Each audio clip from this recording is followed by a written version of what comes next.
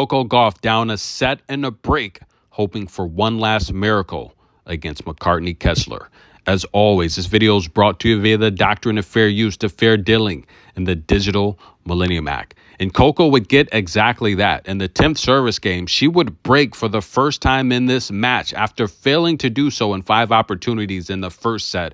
Coco finally gets the break. The best defender on tour, the best returner on tour, finally converts after several missed opportunities. However, we would go to the 11th service game. Coco Gauff serving for the opportunity to go ahead for the first time in the second set. And McCartney Kessler would get the break as Coco's mom looking a bit worried, everyone watching a bit worried. Ladies and gentlemen, how does this happen? Well, let's take a look, guys. Dubai receives, on a calendar year, only about 25 days of rain. On the average calendar year, Dubai receives 1 inch of rain, ladies and gentlemen. Play would be suspended, and this match, which was scheduled for the center court, would be played on a side court. Guys, the rhythm, the momentum, the routine altered. Could that have affected Coco's mental game, her physical game? I would think so. Having been used to playing on center courts, a lot more space, just a different procedure, a different rhythm, that routine broken.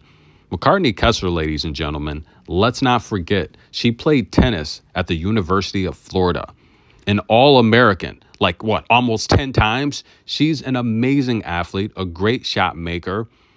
And playing with house money as an 8-1 underdog, I felt she had the momentum early on in this match, seeing Coco frustrated, and she never looked back.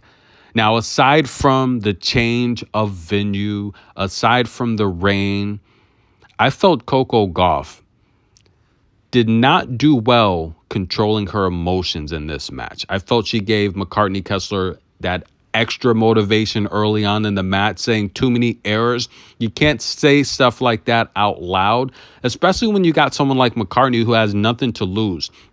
Now, if you're not familiar with McCartney, look, her world high on the tour is 47. She's currently ranked 53rd, headed into the round of 16 now, where she's going to take on either Emma Raducanu or Karolina Muchova. She's got a chance to beat both of those ladies. She's now 10-4 on the season as she defeats Coco Gauff in straight sets. And this is Coco's 3rd straight loss in straight sets, ladies and gentlemen. McCartney Kessler here in the round of 16 as she takes out Amanda in straight sets 6-2, 6-3. Coco 6-4, 7-5. And listen, guys, she's the Hobart International Champion. She took out Elisa Mertens, Diana Yastremska. But this is the biggest win of her career. She defeats the former world's ranked number 2, the current world's ranked number 3, Coco Gauff. Now, Coco Gauff, out of her last 46 matches against Americans, she's won 31 of them, but it seems like she's losing a lot more of them recently as McCartney's coaching staff. I think that's her brother, if I'm not mistaken. I felt she played an amazing match. And look, I've praised her. I've told you guys, she is a good ball striker. She's good between the lines. She's mentally tough. She's a good shot maker. And I just felt she played with a little bit more power today than she usually displays. And that's what you have to do when you're playing against someone like Coco Gauff.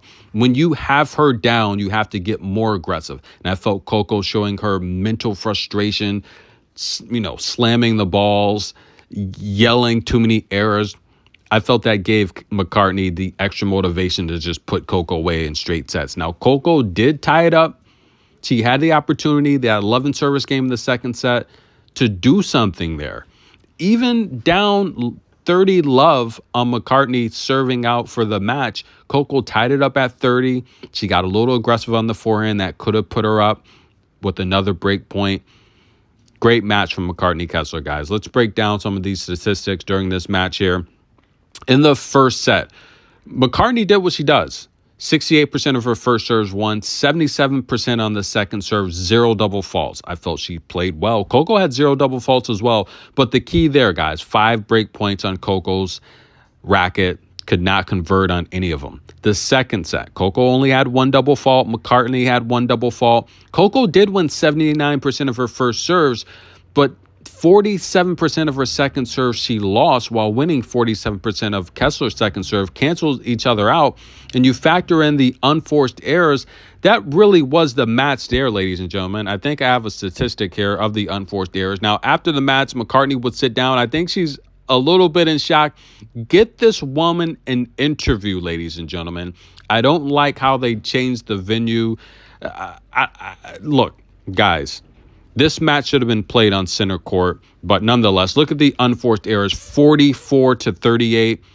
Big key there in determining the outcome of this match. Coco not as aggressive, only 12 winners. Listen, guys, this is what happens as McCartney's going to face either Emma Raducanu or Karolina Muchova. This is what happens when you're inactive, right? Coco Gauff taking 3 weeks off after the Australian Open. You can't do it. You can't play 2 matches in a month and expect to be in game form. You just can't do it, guys. If I'm coaching or advising Coco, you cannot take off 3 weeks after the Australian Open, especially when you literally won 22 out of your last 24 matches. You cannot take an extended break like that. You have to keep that form. It's so tough to keep that form going. The tour is so ever changing. There's always someone that's playing qualifiers, a first round matchup.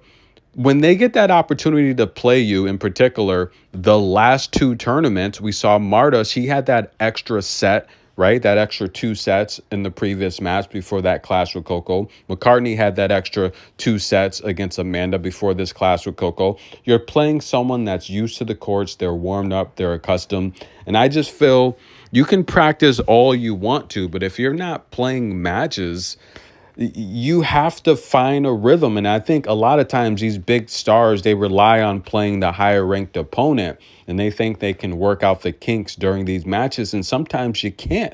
And yes, there's no clock in tennis. There's no clock except for the serve clock, which I think is kind of slowing the game down, by the way. But the reality here is if you get down in a tennis match, it could end very quickly.